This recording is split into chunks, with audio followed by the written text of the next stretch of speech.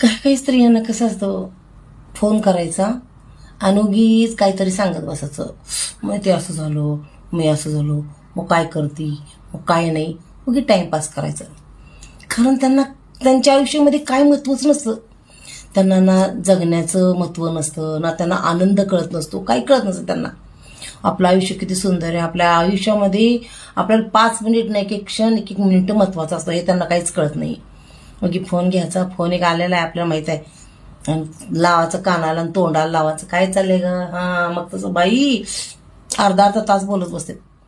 काही असल महत्वाचं तेवढं बोलून संपवत नाहीत. एवढं बोलतात ना, किळस किळस येते बाबा अशा लोकांची.